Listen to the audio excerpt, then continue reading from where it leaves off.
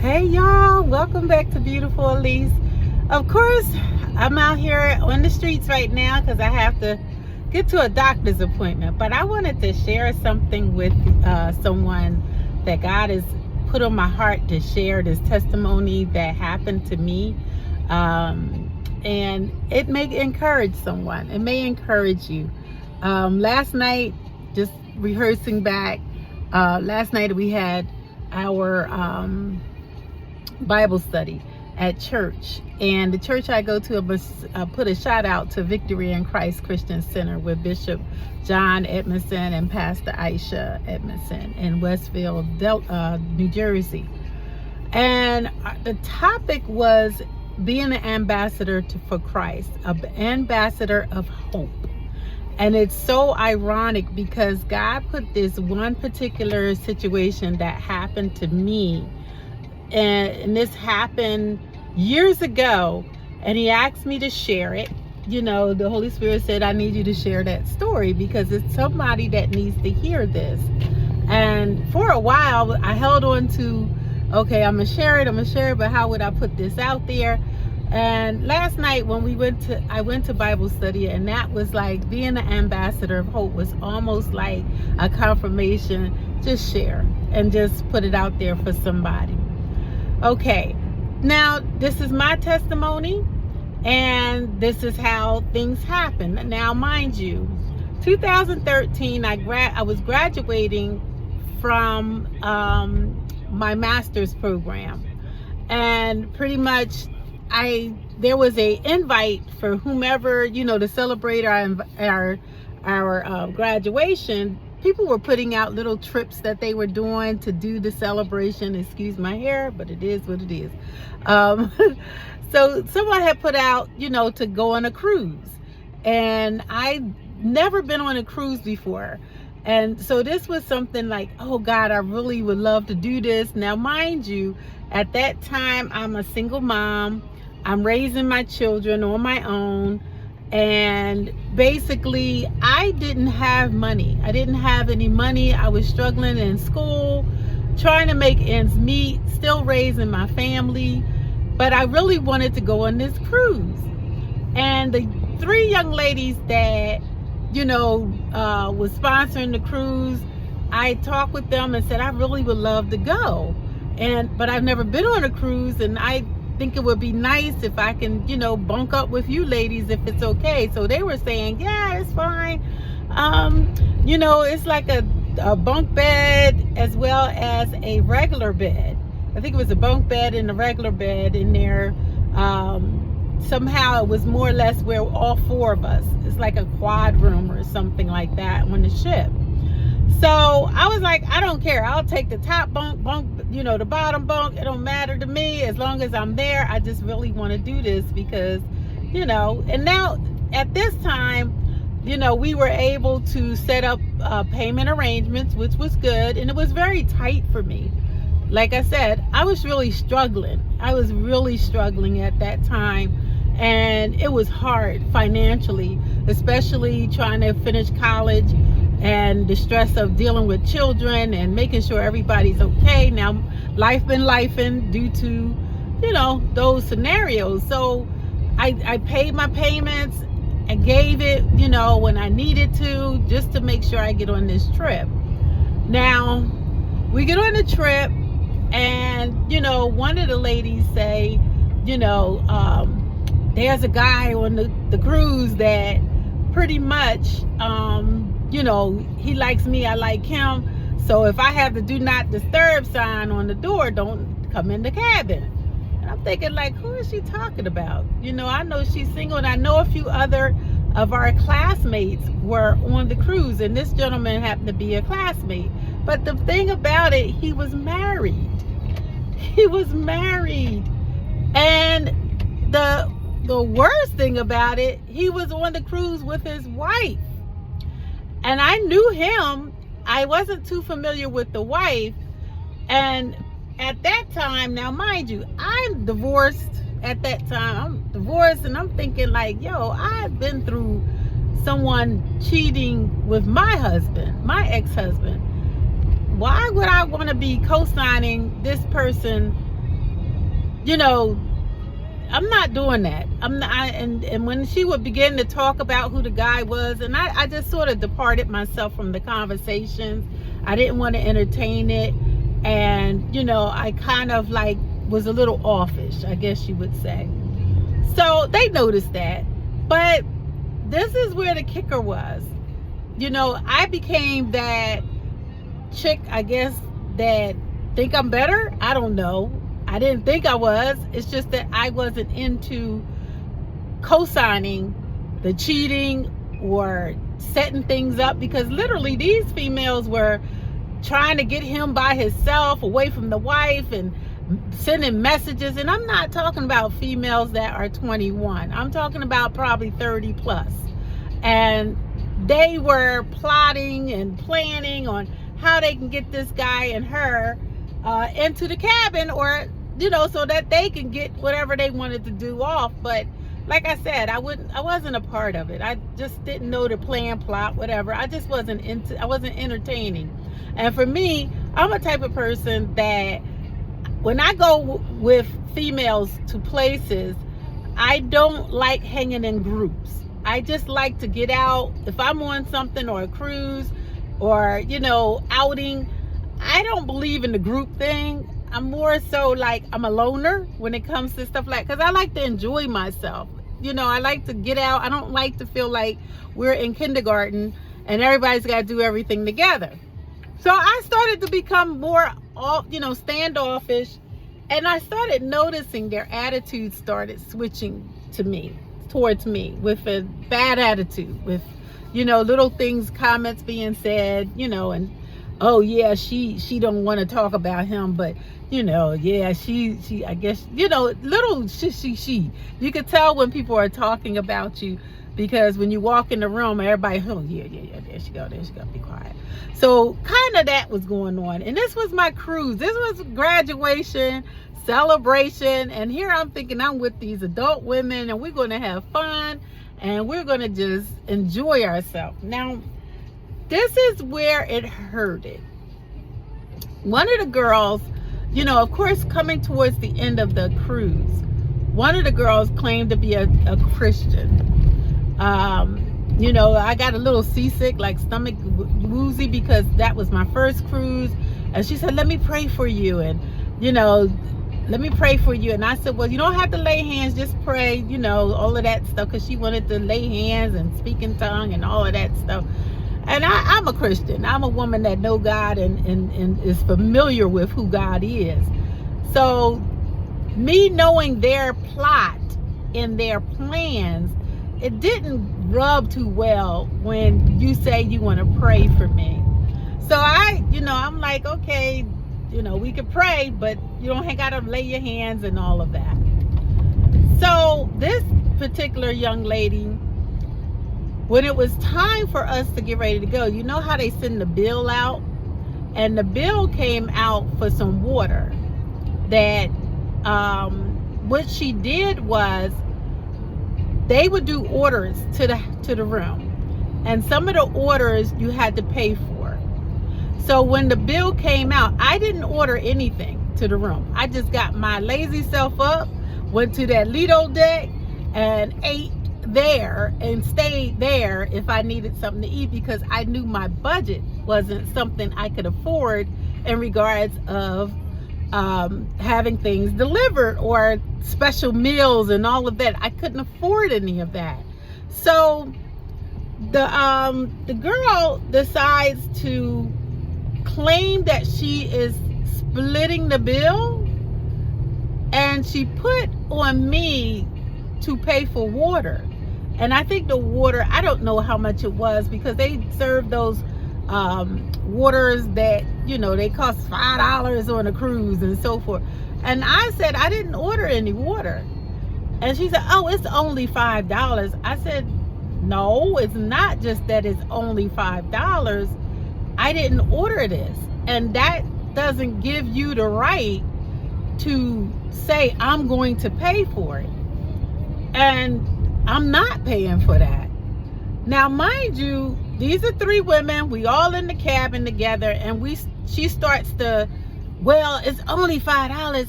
It's not like you can't pay for the $5. I said, I'm not going to pay for the $5 for no water that I didn't drink. I'm not doing that. So me thinking, okay, just go in the bathroom to calm down. Go in the bathroom. I didn't walk out.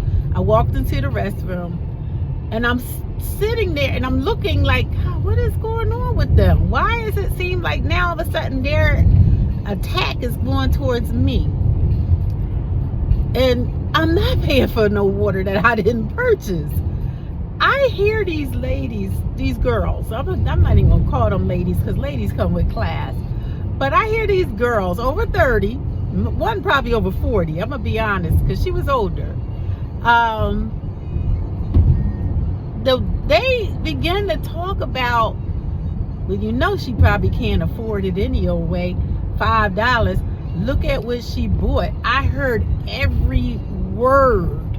I don't think they cared if I heard any of what they were saying about me, because it was 3 against 1, and I'm a fighter, and I said, okay, if I got to take on 3-1, I don't know how that's going to end up, but you know, I'm going to try to avoid it, because I am not trying to be locked up on no cruise ship and having to explain, you know, all of that foolishness, because they came across like that, like very aggressive women.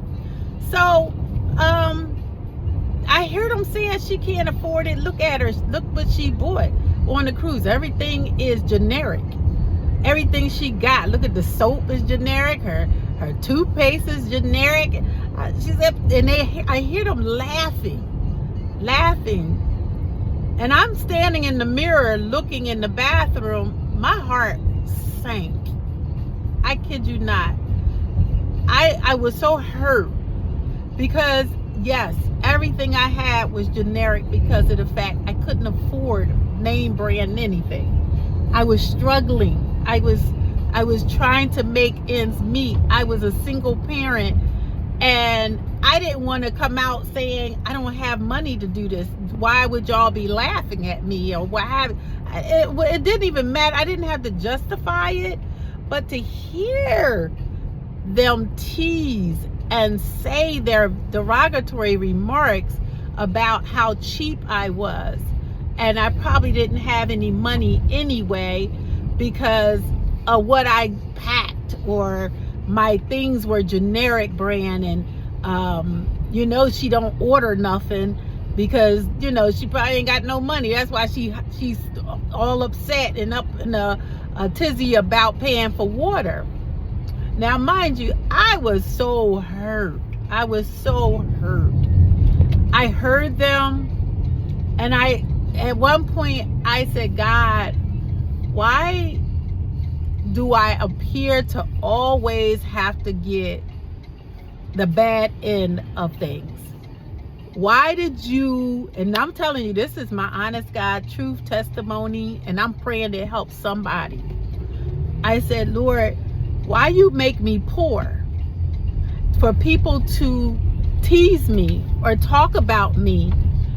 Why did you have me brought up in a family that we couldn't afford anything? You know, why I had to be that one that felt like a girl from Camden and just struggling, and why I was so mad at God for a moment. I was so hurt, and I felt so embarrassed because what they were saying, it was true. I couldn't afford anything. I didn't have the money to afford anything. And I'm telling y'all, ooh, that was so hurtful. And to hear women, and I'm just saying, for women to down another sister, another woman, and we all, I look somewhat half white or whatever you want to say, but we all were black women. And to hear, and we just finished college as adults. It wasn't, like I said, it wasn't like we were in college at the 20-year-old mark. We were all over 30. And I mean, they just went in, they were laughing. I hear them laughing at me, because I couldn't afford anything. All my things were generic, including the girl that wanted to lay their hands, the Christian girl. She was laughing too, because she initiated the water thing. It was her that said, you know, oh, you could just pay for the water, you know. And I'm like, you know, so however, long story short, I ended up packing up my stuff, because they, you know, on the ship they tell you that you get off board by your door, your deck. And truthfully, I had no clue how to do this. This was my first time on the cruise, and all I know, I needed to leave, because I just heard these women laughing about my situation and teasing in regards of saying she don't have nothing, and that's probably why she all upset, and it hurted, and I was mad at God, because I felt like he made me poor, and why would I have to go through this, and why am I going through such a tough time just wanting to be who I am and not be a part of the foolishness. So, mind you, I take my luggage, I go off, you know, I pretty much you know, deboard the ship. Had no idea which way to go. I was asking people, how do I get off, to be able to wait for a taxi or someone to come, you know, a taxi. We boarded back in Philadelphia. I think it was Philadelphia. No, down south, because we had to catch the plane. So I asked, I said, how can I, you know, where do I go? You know, and I asked people, and I thank God that God sent me angels to help me, to direct me on where to go to get back to the airport. I cried. I was so hurt. I was angry with God. I felt my esteem go even lower, because even though I just graduated getting my master's degree, I felt so small. And I felt like I didn't fit in. I felt that because of my financial status, I didn't make the cut, you know, like, you know, they could have, or, you know, I know one of the girls owned something and had her own business, and I felt so little as a person, as a woman, as a person that was trying to do better. And I kept feeling, what's the point? But God, now mind you, before I get to but God, let me back it up. This is how much I knew these women, and I knew it was the enemy that was trying to just destroy my character, destroy my self-esteem. Because although I was a Christian, although that happened, I kind of had to take it and ask God to heal me from other people's judgments, and know that he's going to take me where I need to be, because it took a while, but maybe a week or two later, you know, because mind you, these girls had my phone number, you know, they had, you know, my information because of us traveling and us texting each other back and forth. The oldest one, I think she was older than me, the oldest one sent me a picture of her behind, and that's it. It was like a picture, like she just put her butt out and took a picture and like to say now, or either kiss, you know. I took it like that, and I said, God, hey, is this for real? Is this really what's happening here? And I'm telling y'all, true, it took, we were already graduated. I didn't have to see them anymore. I could have replied, but at that time, God said, be quiet. Don't say nothing. Don't retaliate. Don't even send her back a text. Just be quiet and trust me. Now, this is the encouraging part, y'all. And I'm saying this to whomever God is needing me to say this to. Weeping may endure for a night, but joy will come in the morning. Also, God will bottle up all your tears, and he will make beauty out of the ashes. He will bottle it up and let you know, I still got you. Even though you don't understand. But I'm telling y'all, God is, through the years, God showed himself strong to me. And I think it was because I didn't retaliate. I didn't let my words continue in a fashion of, I can get you or I can hurt you. And because truthfully, yeah, a lot could have been done. But I took the road of, God, I'm putting them in your hands. I'm going to put all this that just took place in your hands. And I'm telling you, God, through the years, God has blessed me with a home that I own. And I'm not bragging. Please don't ever think that's what it is. I'm just using this as a testimony. He's blessed me with vehicles. He's blessed me with not vehicles that he just gave, like I had a vehicle and that was that. No, he allowed me to own vehicles that outright I got titles. God has allowed me to bless others by allowing me to have nonprofits that will help other women, encourage other women. He's blessed me, put me in positions that I was the director of programs that was helping other women. I'm just saying, God is such a wonderful God. He'll turn it around. He understands the hurt, the pain, the act, the insults that people will do to you. But it's about what you think about you and what God says about you. He says you're the head and not the tail. You are above and not beneath. I'm telling y'all, as God is my witness, I can purchase name brand whatever I want to.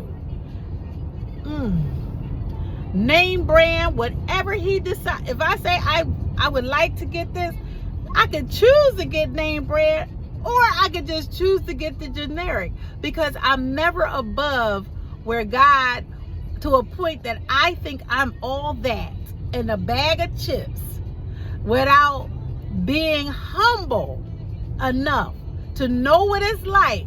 Those generic brands did the same thing that a name brand did. I just want to just encourage you, whoever you are, don't you allow the people's words, don't you allow other people's thoughts and feelings of you dictate who you are in Christ. You are a queen, you are a king. There is nothing God will withhold from you. He will bless you. He will keep you. He'll restore you. He'll take away all the tears. And the thing about it, he'll have them see how good you are because of him.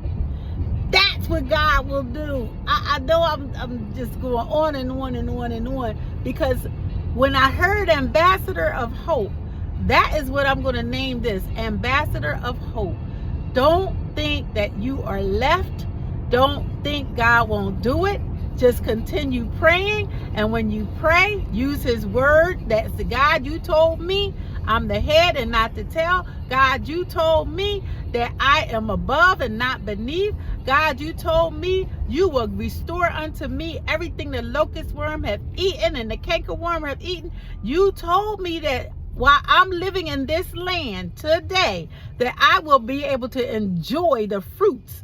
You told me all of this. You said you own the land and you own the cattle on the hill. So why would I be withheld from anything if I am doing things that you, in your principle of what you tell me to do? I deserve, I expect, and I thank you because you're my God.